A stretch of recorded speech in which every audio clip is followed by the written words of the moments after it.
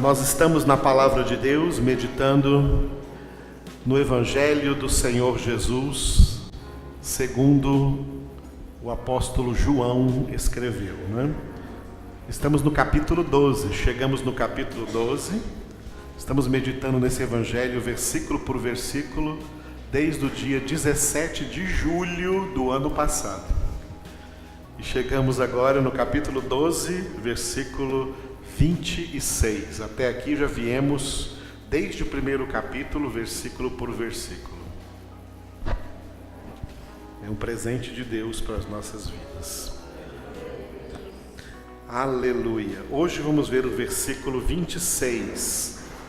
No capítulo 12, nós temos aí duas últimas pregações de Jesus, encerrando o seu ministério público, as suas pregações diante do povo.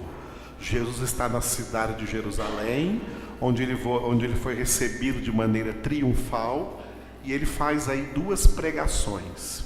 Nós estamos aqui então na primeira pregação, que vai do versículo 20 aí até o versículo 31. Versículo 26 dessa pregação de Jesus, ele disse assim: se alguém me serve, siga-me, e onde eu estou, ali estará também o meu servo. E se alguém me servir, o Pai o honrará. Repitam. Se alguém me serve, siga-me, e onde eu estou, ali estará também o meu servo. E se alguém me servir, o Pai o honrará. Aleluia. Glória a Deus. Antes de lermos algumas coisas sobre o servo, na verdade, o que é mesmo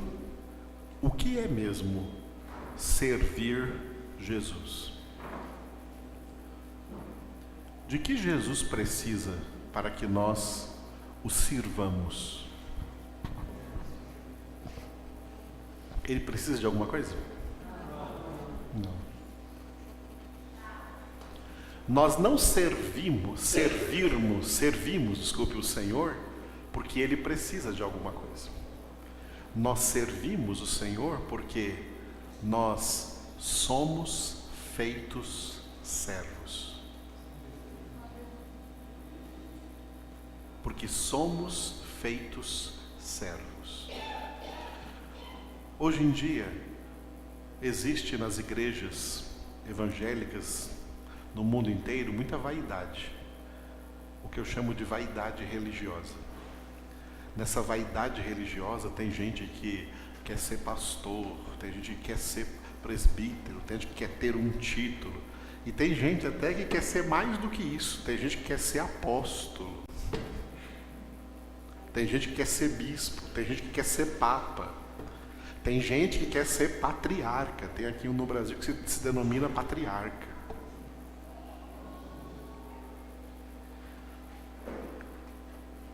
Dentro do contexto da Sagrada Escritura, amados, nós temos que ser apenas três coisas. Em primeiro lugar, pela salvação, nós recebemos de Deus o direito de sermos feitos filhos de Deus. O nosso principal título, o nosso título é Filhos de Deus. 1 João capítulo 3, versículo 1, João disse assim: vede com que grande amor nos amou o Pai, a ponto de sermos chamados filhos de Deus. E se somos filhos de Deus, então vem o segundo título: somos irmãos entre nós e irmãos de Jesus. Irmãos de Jesus, Romanos capítulo 9, versículo 28, para que sejamos conforme a imagem do Filho de Deus, a fim de que ele seja o primogênito entre muitos irmãos. Irmãos, filhos de Deus, irmãos. Parece coisa muito singela, ninguém não chama muita atenção ter o título de filho de Deus. Não chama muita atenção ter o título de irmãos. As pessoas querem títulos que chamem mais atenção para elas. Porque esses dois títulos, filhos de Deus e irmãos, são dois títulos que nos conferem um terceiro. Porque somos filhos e porque somos irmãos, então nós somos servos. Somos servos. A raiz de servo é a palavra serviço. Fazer alguma coisa por alguém e não ficar aí esperando que façam por nós. A lei evangélica não é ficar esperando que alguém faça alguma coisa por você. É você tomar a iniciativa e fazer porque você é servo. Toma a iniciativa e faça, ao invés de ficar esperando alguém fazer por você.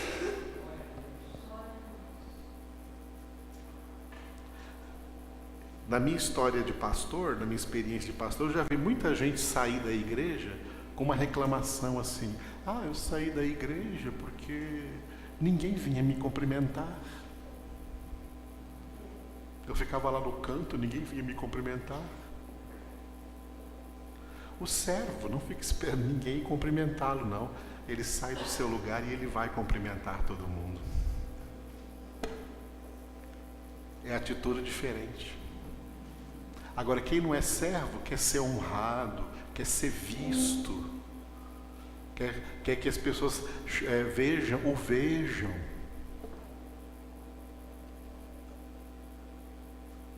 Ele não quer ser invisível. Deus quer ser invisível. Ele é o Deus invisível.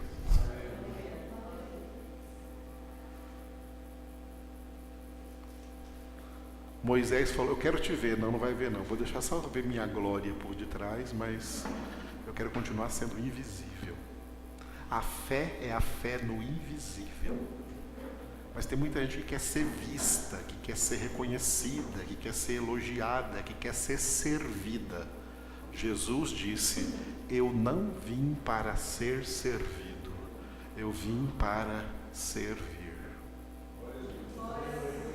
E a coisa mais forte, que foi o elemento desse serviço de Jesus, ele nos serviu, o que ele nos serviu foi a sua vida. A única vida que valia a nossa salvação. Ele não segurou, ele não reteve, ele não ficou, com isso fechado, trancado para ele. Não, ele disponibilizou, ele nos serviu. É só a minha vida que salva vocês? Então eu dou para vocês a minha vida, eu vou servir vocês com isso. Por isso que um dos títulos messiânicos de Jesus na Bíblia é o servo de Deus. E discípulos de Jesus são pessoas que aprendem, são discípulos, porque o discípulo é aquele que aprende, o discípulo de Jesus é aquele que aprende a ser servo. Mesmo que Jesus depois não o chame mais de servo, como ele diz lá no João capítulo 15, já não vos chamo servos, mas vos chamo amigos, porque vos dei a conhecer tudo quanto ouvi de meu Pai. Não é porque eles deixaram de ser servos, é porque a maneira desse Senhor maravilhoso relacionar-se com seus servos é como numa grande, verdadeira amizade. Ele não é como aqueles senhores de servos, de escravos que trabalhavam, que tratavam no chicote. Não, ele trata seus servos como amigos. Mas eles são servos. E como servos têm serviço.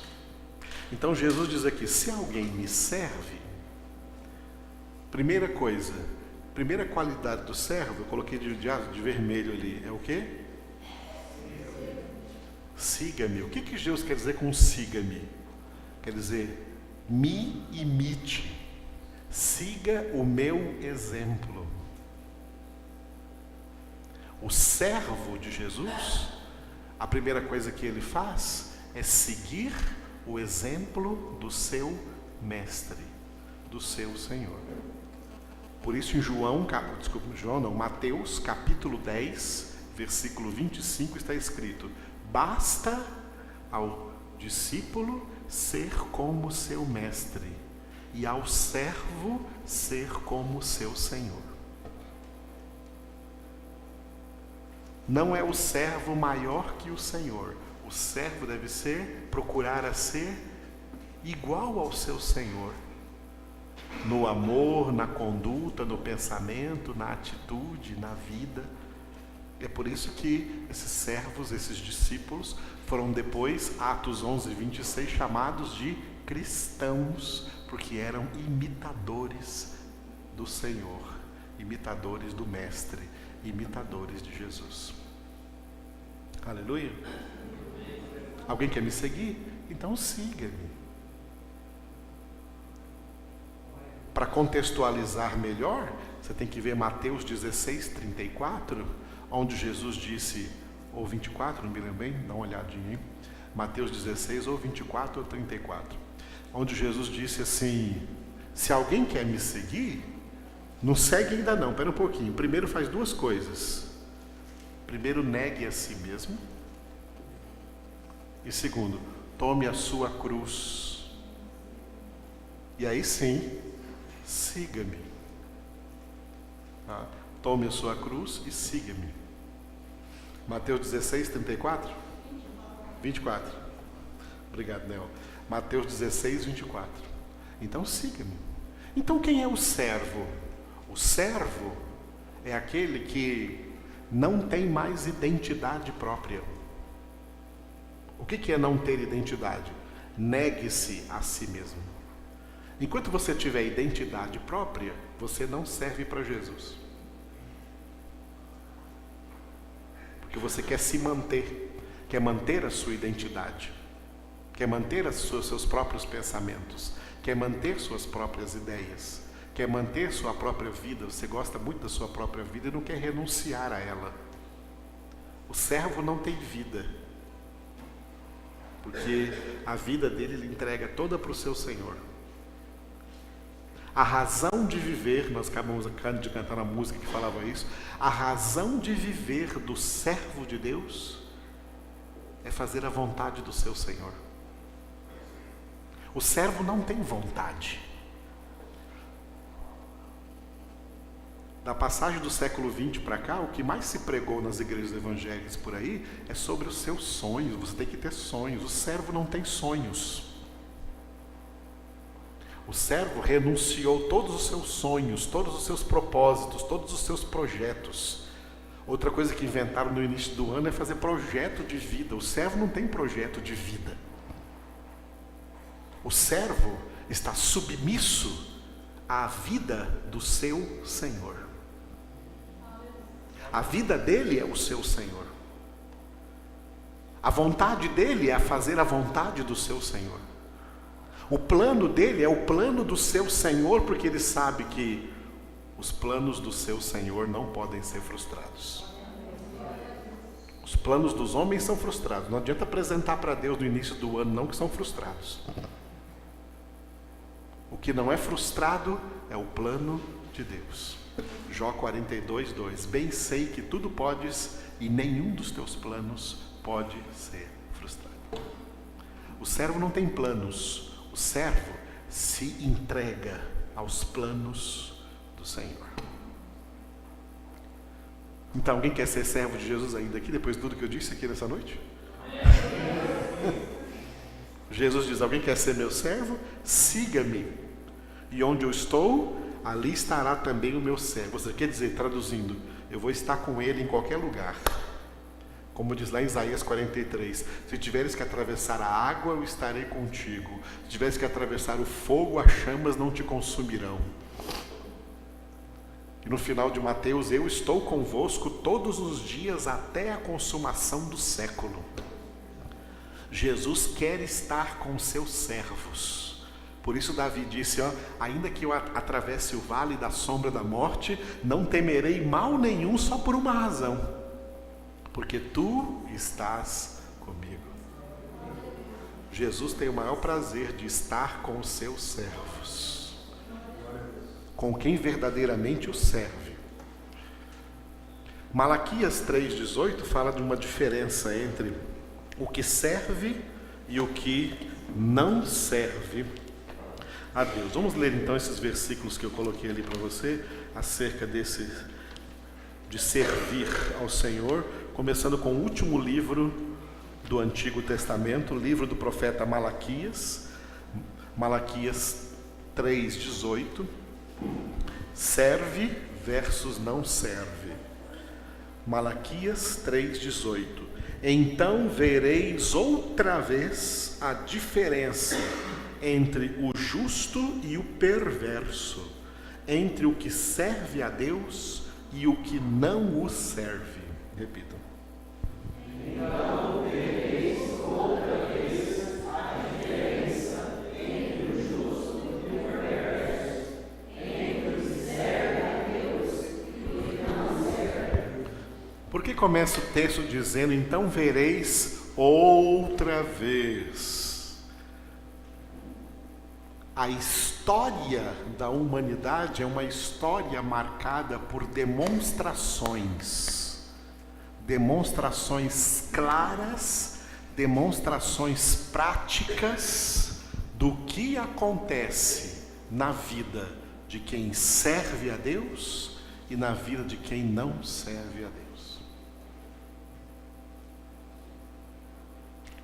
A história da humanidade está repleta desses exemplos que vão culminar no final das coisas na grande diferença drástica que vai entrar pela eternidade afora. A diferença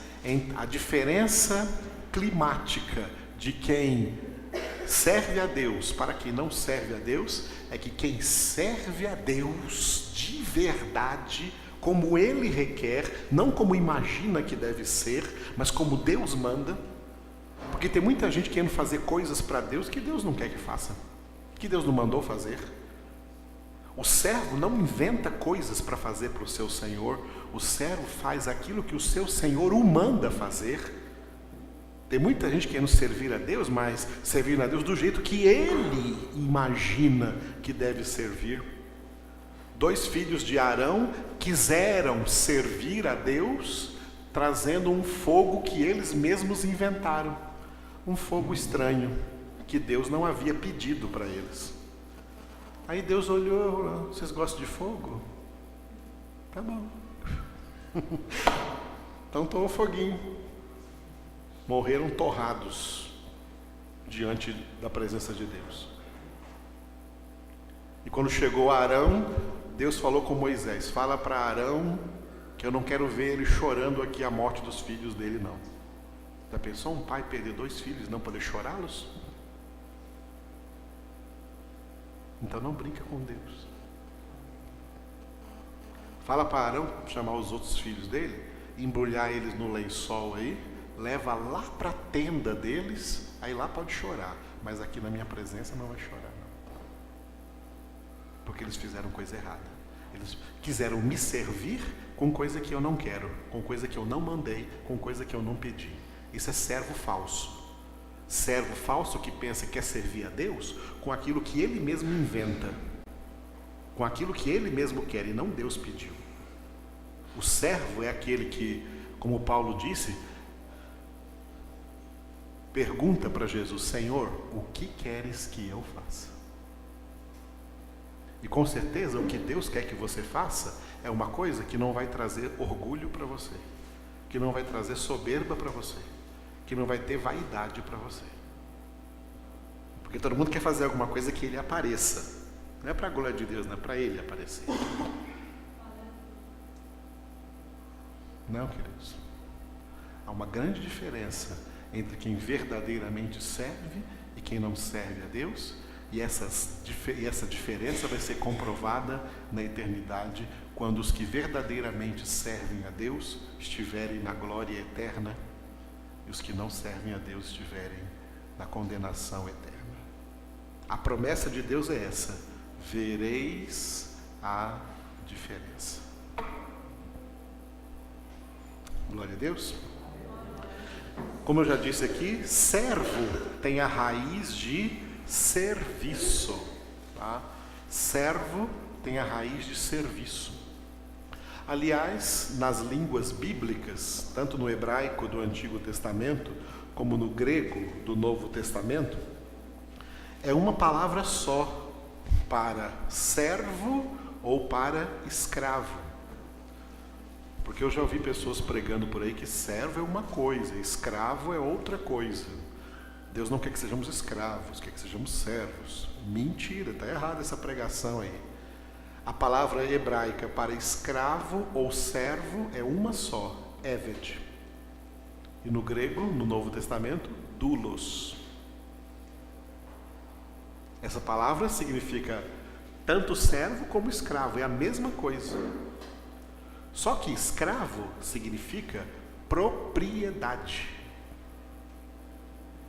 Na época da escravatura, né, o escravo ele era uma propriedade adquirida, comprada pelo seu senhor, pelo seu dono. Os escravos tinham dono, o senhor deles era dono deles, porque eles eram uma propriedade deles. É a mesma coisa para nós. Nós somos escravos de Jesus porque nós somos propriedade de Jesus. Fomos comprados por alto preço, somos escravos porque somos sua propriedade. E somos servos porque somos uma propriedade que tem serviço a realizar. Tá? Tem serviço a realizar. Por causa do serviço, por causa da propriedade, somos escravos. E por causa do serviço, somos servos. Vamos ler aí juntos o que Jesus disse em Lucas 17:10. Lucas capítulo 17, versículo 10. Assim também vós, depois de haverdes feito tudo quanto vos foi ordenado, dizei: somos servos inúteis, porque fizemos apenas o que devíamos fazer. Repita. Assim também vós, depois de haverdes feito quanto vos foi ordenado, dizei: somos servos inúteis, porque fizemos apenas o que devíamos fazer. Aleluia. Fizemos apenas o que devíamos fazer. Somos servos inúteis. Dentro dessa palavra tem alguns significados. Um deles, o servo nunca é glorificado pelo serviço que ele faz. Porque todo serviço que ele faz não é para a sua glória, mas é para a glória do seu Senhor. Tem muita gente por aí querendo ser glorificada. A Bíblia diz que toda a glória é para Deus. Se toda a glória é para Deus, qual glória que sobra para o servo? Nenhuma. Toda a glória é para Deus. Ao Senhor toda a glória. Tudo o que fazemos é para a glória de Deus. O servo, em tudo que ele faz, é para a glória de Deus. Entendendo que ele está servindo a Deus. Tem um texto que Paulo fala sobre os servos e os seus senhores, para eles servirem aquele seu senhor, mesmo se ele for descrente ou se ele for crente, servir a ele como se estivesse servindo a Jesus, ao Senhor. Isso se aplica a todos os nossos relacionamentos. Isso se aplica a tudo. A esposa deve servir ao marido como se estivesse servindo a Jesus. O marido deve servir a esposa como se estivesse também servindo a Jesus. Os pais aos filhos, os filhos aos pais, os irmãos entre si e todo mundo na sociedade. É assim a nossa conduta, porque o Senhor nos ensina exatamente isso, a ser servos, aqueles que amam servir, aqueles que aprendem a servir e não servem para se autopromoverem, para atrair glorificação para si. Servem porque amam o seu Senhor. E por amor ao Senhor. E tem mais. Não servimos pessoas esperando receber dessas pessoas alguma coisa. Servimos para receber só do Senhor. É o Senhor é quem assalaria os seus servos, quem recompensa os seus servos, quem galardoa os seus servos. Quando as pessoas fazem coisas esperando dos outros, e os outros depois não trazem nenhum reconhecimento, elas caem em depressão. Mas eu fiz tanto por essa pessoa. Mas você fez para ela ou fez para Jesus? Se fez para Jesus, fica tranquilo, que Deus não fica devendo nada a ninguém. Então não espere de pessoas, espere do Senhor. Espere do Senhor. É do Senhor que vem a nossa recompensa. E se não vier na terra, virá na glória. Mas, fazendo isso, pensa que estamos fazendo algo além? Não. Estamos sendo servos inúteis, porque estamos fazendo apenas aquilo que deveríamos fazer. Como servos, nós estamos sempre em defasagem. Porque o que fazemos é o que deveríamos mesmo fazer, e mesmo dentre as coisas que deveríamos fazer, deixamos de fazer muitas coisas. Além de sermos servos inúteis, somos servos omissos em muitas coisas que deveríamos também fazer. Entenda isso? Glória a Deus. Não é? Um texto que temos no profeta Isaías 42, tem uma definição do servo e da maneira como ele serve, como ele realiza o seu serviço. Esse texto fala de Jesus, mas nós somos imitadores, os servos de Jesus são imitadores de Jesus. O Pai, falando de Jesus, ele diz assim, vamos ler juntos, são 4 versículos, agora vamos ler juntos. Eis aqui o meu servo, a quem sustenho, o meu escolhido, em quem a minha alma se compraz. Pus sobre ele o meu espírito, e ele promulgará o direito para os gentios. Não clamará, nem gritará, nem fará ouvir a sua voz na praça. Não esmagará a cana quebrada, nem apagará a torcida que fumega. Em verdade, promulgará o direito.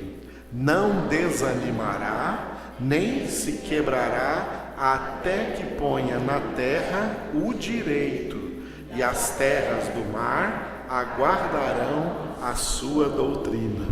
Que maravilha, hein? Primeiro aqui é o Pai falando de Jesus, é Jeová falando do servo messiânico, o Messias. Deus apresentando Jesus para nós, ele diz, eis aqui o meu servo. Essa é a primeira interpretação.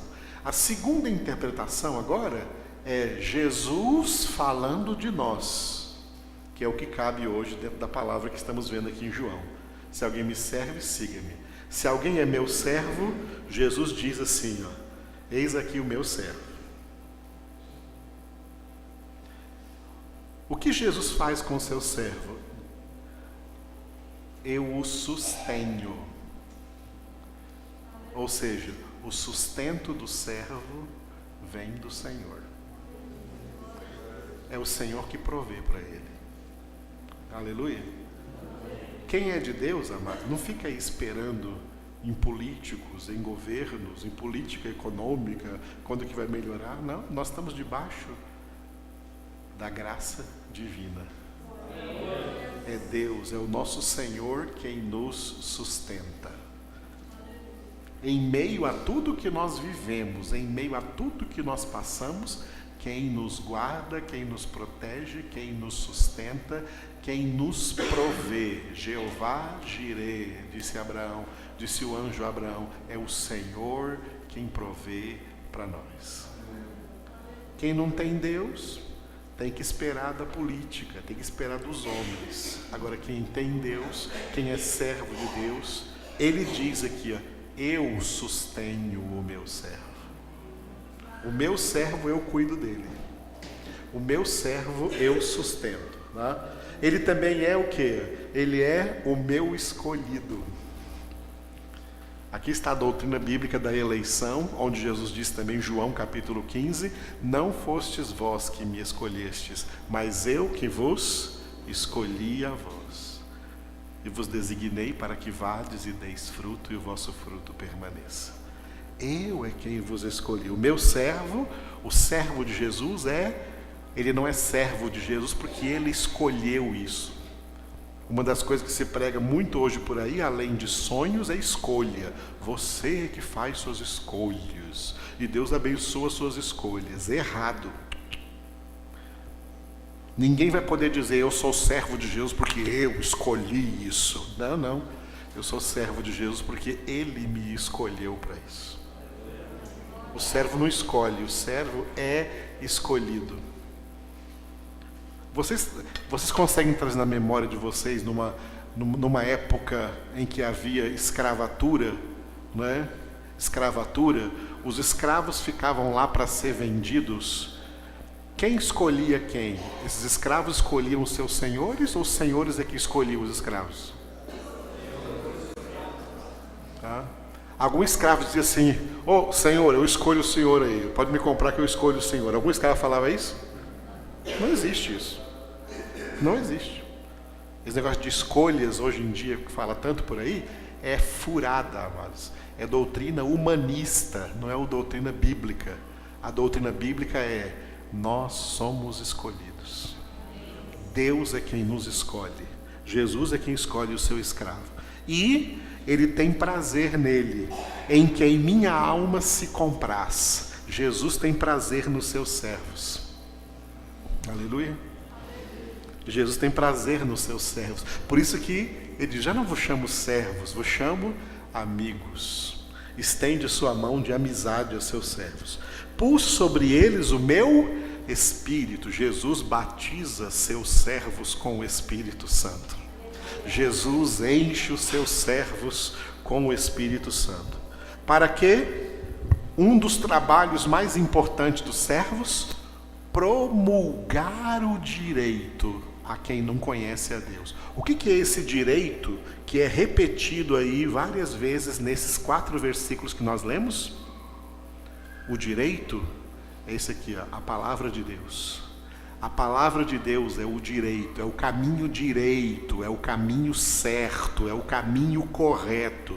Promulgar o direito é pregar o Evangelho, é pregar a palavra de Deus, um dos mais dignos serviços de todo servo e de toda serva de Deus. Pregar o Evangelho não é coisa de pastor só não, tá? É coisa de todo crente, de todo cristão. Porque todo cristão verdadeiro é servo de Cristo e o mais digno serviço que prestamos é promulgar o direito, pregar o Evangelho, pregar a palavra de Deus. Aleluia. Versículo 2, como que ele faz isso? Primeiro, não clamará, não precisa sair por aí gritando, tá? Não clamará nem gritará. Antigamente as pessoas pensavam que o pregador do Evangelho tinha que ficar gritando. Não. O texto está falando aqui, o meu servo não clamará nem gritará. O que significa? Ele vai falar com tranquilidade. Ele vai falar com mansidão. Antigamente o pessoal pensava por aí, né? Principalmente no pentecostalismo, que pregar com poder é pregar gritando. Ah, que grande pregação! Que o pregador é aquele que grita. Não, o pregador não tem que gritar, não. Não clamará, nem gritará, nem fará ouvir a sua voz na praça. Já viu os pregadores pregando na praça por aí? Igual o homem da cobra? Só que o homem da cobra atrai mais gente. Cansei de ver isso em São Paulo, o Homem da Cobra, lotado de gente, e um pregadorzinho lá tentando pregar. Deus não mandou pregar na praça. A pregação é no tu a tu, assim, pessoal, falando com as pessoas, conversando com as pessoas, transmitindo para as pessoas as coisas. Ok? São ilusões religiosas que criam por aí e acabam ficando contra a Bíblia. Agora o versículo 3 diz uma coisa interessante. Ó. Não esmagará a cana quebrada, nem apagará a torcida que fumega. É uma linguagem metafórica para dizer o seguinte, que ele não manipula as pessoas. O pregador é aquele que prega sem manipular as pessoas, sem forçar as pessoas a nada. Cumprindo-se o que Deus disse através do profeta Zacarias 4:6. Não por força, nem por poder, mas pelo meu Espírito, diz o Senhor. Nós não pregamos querendo mudar a vida de ninguém. Nós não temos esse poder. Nós temos uma mensagem para anunciar. Se Deus quiser mudar, Deus vai mudar a vida deles. Se Deus não quiser, não é nós querendo que vai mudar. A vontade do homem não tem esse poder. Então não adianta querer usar o Evangelho como um tipo de força manipuladora, porque Deus abomina manipuladores e manipulação. Ok? A única manipulação que pode é farmácia de manipulação, aí pode. Faz remédio que manipula isso aí. Mas manipular pessoas através da pregação do Evangelho, manipular as consciências, não. Nós pregamos a verdade. Aí Jesus diz, ó, tem a diferença. Quem é de Deus, ouve a palavra de Deus. Quem não é de Deus, não ouve a palavra de Deus. Quem tem o temor de Deus, a palavra de Deus vai entrar nele. Quem não tem, não vai entrar. Paciência, o que nós podemos fazer? Continuar fazendo o que nós temos que fazer. Pregando a palavra de Deus, pregando direito. Com toda a mansidão, tá? O apóstolo Pedro falou assim, estejamos sempre prontos a mostrar a qualquer uma razão da nossa esperança, porém com mansidão e com toda a verdade, com toda a palavra de Deus. Isso significa não esmagará a cana quebrada. As pessoas são essa cana quebrada. E nem apagará a torcida, a mecha torcida que ainda fumega. A vida dela está ali queimando. Tá todo mundo queimando um pavio aí, que foi aceso lá no Éden. Estão no pecado. Nós não temos como tirá-las do pecado. Nós pregamos a verdade. Se Deus, por meio dessa pregação, tirá-las, glória a Deus. Se Deus não tirar, também glória a Deus, porque Deus sabe e conhece a cada um.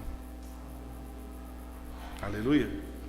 Então, versículo 4, olha, coisa importante, o servo de Jesus não conhece desânimo, não desanimará. Não desanimará. Aleluia. Não desanimará. Esses dias ficam sabendo de um pastor aí que até mandou oferecer para nós aqui se a gente queria comprar lá a igreja que ele construiu, né? Acho que é num bairro aí. Ele construiu uma igreja, tal, mas ele desanimou. Ele está desanimado, ele não quer mais trabalhar, nunca mais trabalhar com igreja, está desanimado, ele desanimou. Ué, então não é servo. O servo, está escrito aqui, não desanimará.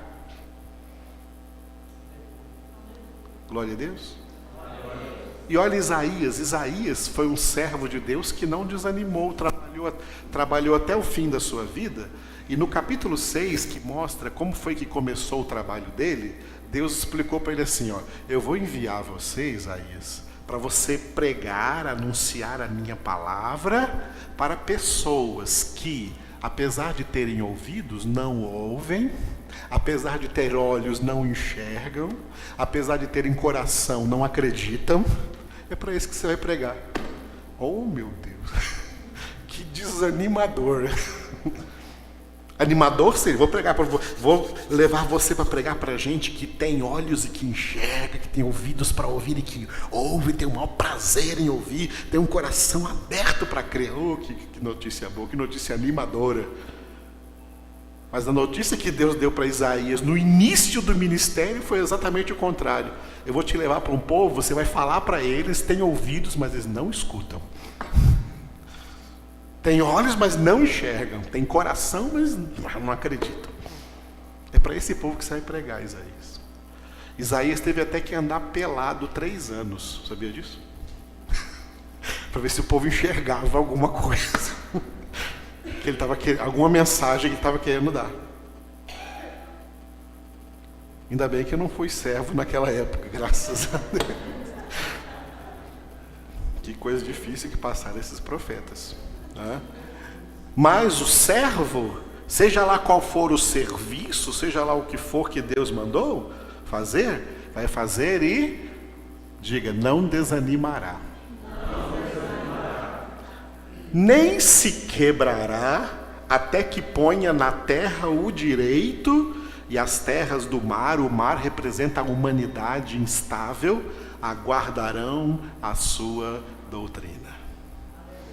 Aleluia. Por isso que Paulo falou lá em 1 Coríntios 15, irmãos, não desanimem, sejam, ao invés de desanimarem, sejam cada vez mais abundantes na obra do Senhor. Aleluia. Definição de seguir Jesus, aqui ainda agora vamos ver Provérbios 21.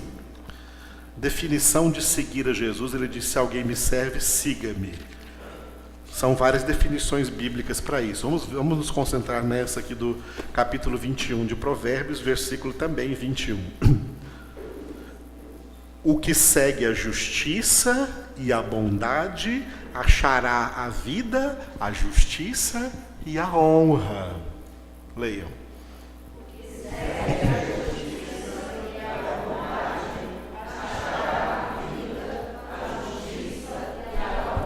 Aleluia. Seguir a Jesus é seguir a justiça? É. E Jesus disse, buscar em primeiro lugar o reino de Deus e a sua justiça. Seguir a Jesus é seguir a justiça. Tá? E seguir a Jesus é seguir a bondade? É. Deus é bom, Jesus é bom. Aprender a ser bons e não mais maus. Quem seguir Jesus, portanto, está seguindo a justiça e a bondade e achará o quê? A vida. Eu vim para que todos tenham vida e a tenham com abundância. A própria justiça, a justiça de Deus é a santidade de Deus. Seguir a Jesus leva a achar a santidade de Deus, que é a justiça de Deus, e a honra. Passamos a ser pessoas honradas. Da década de 90 para cá, já falei aqui, começaram a pregar muito sobre sonhos, pregaram muito sobre escolhas, e outra coisa que pregaram muito por aí é, Deus vai te honrar. Deus vai te honrar. Deus vai te honrar. Faça isso que Deus vai te honrar. E as pessoas ficam querendo ser honradas por Deus. Mas não entendem nem o que é a verdadeira honra. A honra de Deus é para quem serve a Jesus. Se alguém me servir, o Pai o honrará.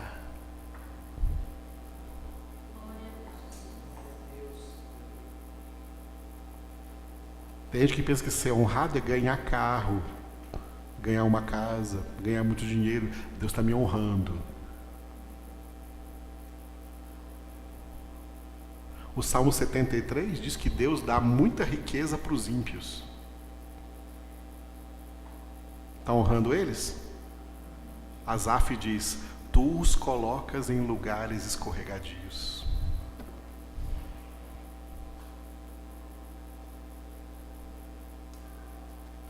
A honra que Deus nos dá é plenamente espiritual. Por isso, Isaías falou da dupla honra. Como eu já vi gente fazendo campanha por aí sobre a dupla honra, e pensando que dupla honra é ganhar muita coisa aqui nessa terra, vamos ver Isaías 61, 7. Isaías 61, 7. Em lugar da vossa vergonha, tereis dupla honra. Em lugar da afronta, exultareis na vossa herança. Por isso, na vossa terra, possuireis o dobro e tereis perpétua alegria. Repita.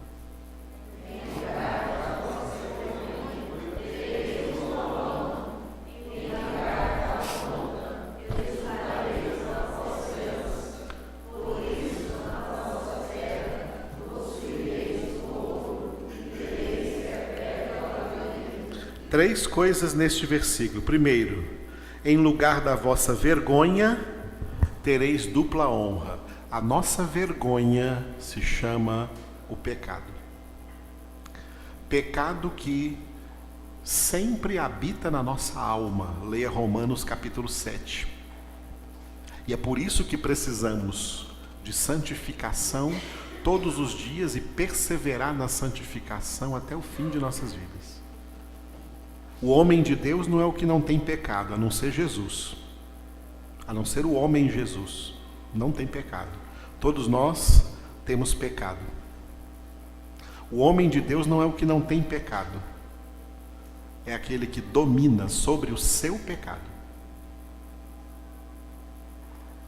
Aquilo que Deus disse para Caim, ele não foi capaz de fazer porque não era homem de Deus. O teu pecado jaz à tua porta e o teu dever é dominar sobre ele. Não deixar ele dominar sobre você. O nosso pecado é a nossa vergonha. Vai sempre nos acompanhar. Mas para vencê-lo, nós temos dupla honra.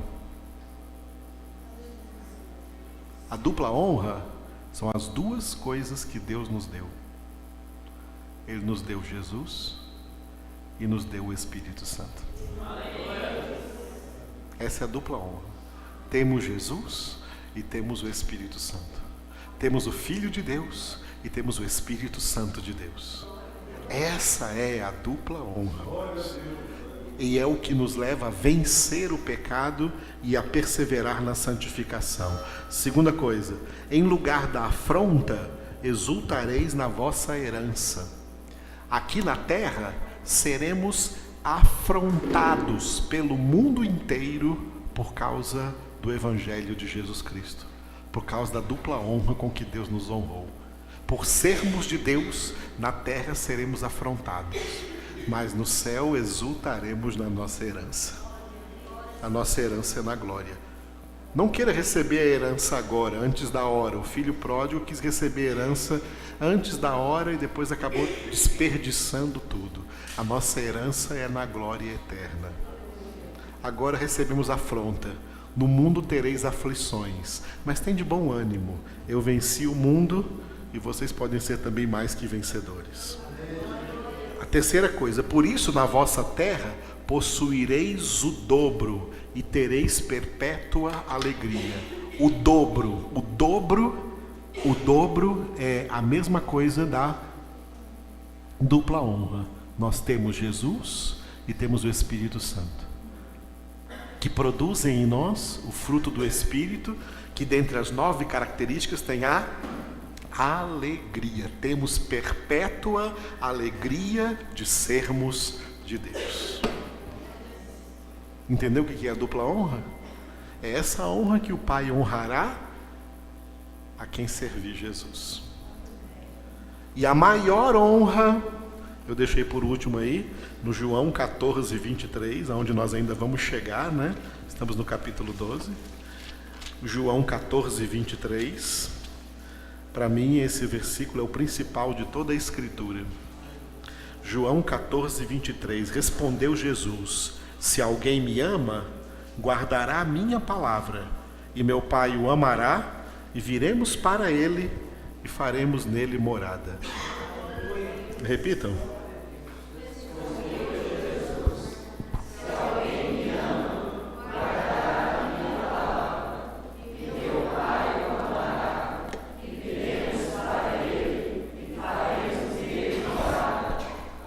Aleluia.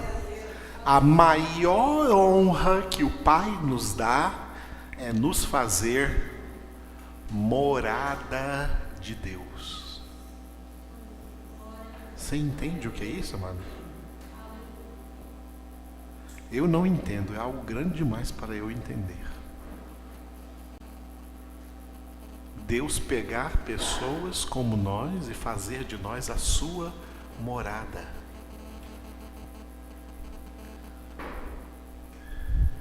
Nós passamos a ser o endereço de Deus.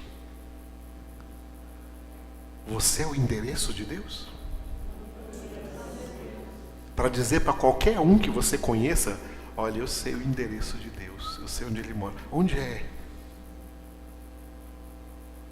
É aqui mesmo em mim. Eu sou o endereço de Deus. Se alguém me ama, o servo de Jesus, ele é servo por amor, porque ele ama Jesus. E a prova de que alguém ama Jesus é que guarda a sua palavra. Medita nela de dia e de noite e a pratica na sua vida. Por isso é como alguém que edifica a sua casa sobre a rocha. Isso é guardar a palavra. Esse servo aí, o meu Pai o amará, e nós ali é eu, o Pai e o Espírito Santo, Jesus está dizendo. Viremos para Ele, nós viremos para Ele e faremos nele a nossa morada. E podemos dizer, Deus mora em mim. Deus que não habita em templos feitos por mãos humanas, Ele vem habitar em mim, vem habitar em nós, vem habitar nos seus servos e nas suas servas. Esse é um dos maiores mistérios do Evangelho. O Deus grandioso que nem os céus e o universo pode conter, habitar em seres tão ínfimos, tão pequenos, tão limitados, tão frágeis como nós. Somos a habitação de Deus. A habitação de Deus no Espírito Santo de Deus. Por isso nosso corpo é templo do Espírito Santo. Por isso que não saímos por aí comercializando o corpo. Não saímos por aí furando o corpo. Não saímos por aí tatuando o corpo. Porque ele não é nosso, ele é morada de Deus, propriedade de Deus. Ele habita em nós. E se alguém destruir o templo de Deus, Deus o destruirá. 1 Coríntios capítulo 3. E 1 Coríntios capítulo 6, Paulo faz a pergunta: não sabeis que o vosso corpo é o santuário do Espírito Santo de Deus, que habita em vós, e que por isso mesmo não pertenceis a vós mesmos? Não é como o mundo diz. O que os ímpios dizem? A vida é minha, eu faço da minha vida o que eu quiser. O corpo é meu, eu faço do meu corpo o que eu quiser. Mentira, o diabo os enganou. A vida não é sua, foi Deus quem deu. E o corpo não é seu, ele foi constituído para ser o santuário, a casa de Deus. Essa é a maior honra que nós recebemos de Deus. Nós somos a morada viva de Deus. Se amamos Jesus e guardamos a sua palavra. Que bom, né, irmãos? Aleluia. Aleluia. Depois de ouvir essa palavra, você imagina que tem algum lugar melhor para você estar essa noite do que aqui? Eu não imagino. Que coisa impressionante, amados. Que é Deus, que é Jesus, que é o Espírito Santo nas nossas vidas, que é a palavra de Deus nas nossas vidas. É por isso que Jesus diz então: se alguém me serve, siga-me. E onde eu estou, ali estará também o meu servo, e se alguém me servir, o Pai o honrará. Com dupla honra, com abundante honra, com a maior honra. A Ele a honra e a glória. Fique de pé comigo e oremos ao Senhor. Vamos louvá-lo nessa noite. Santo, Santo, Santo Deus. Como nós precisamos de Ti, Senhor. Como precisamos da Tua presença, do Teu amor, da Tua graça, da Tua santidade. Grande é o Senhor, digno de ser glorificado, de ser engrandecido, de ser exaltado. Bendito, Senhor, Tu és. Nós Te adoramos, Senhor, e buscamos a Tua glória, a Tua face, Tua presença, o Teu amor, a Tua santidade. Obrigado por essa palavra que nós ouvimos nessa noite, Senhor, e que caiu em nossos corações, como a chuva cai na terra seca, Senhor, e essa terra bebe toda essa água sedenta. Como nós cantamos aqui, Senhor, assim como a corça suspira pelas correntes das águas, por Ti, ó Deus, suspira a minha alma. É de Ti que nós precisamos, é a Tua glória que nós aguardamos, é a Tua presença que nós almejamos. Ó Deus Todo-Poderoso, Tu és verdadeiramente santo, digno de todo louvor. Obrigado, Jesus, porque nos fazes filhos, nos fazes irmãos e nos fazes servos. Servos que Te servem, servos que Te adoram, servos que Te obedecem, servos que pertencem a Ti. Somos Tua propriedade, Senhor, comprados, lavados, remidos no Teu poderoso e preciosíssimo sangue. Por causa do Teu sacrifício, nós somos a Tua propriedade exclusiva, raça eleita, povo eleito, povo escolhido, sacerdócio santo e régio. Fizeste de nós reino e sacerdotes para reinarmos sobre a terra através da vivência prática da Tua palavra, que nós amamos e buscamos e ouvimos e contemplamos e estudamos e meditamos e nos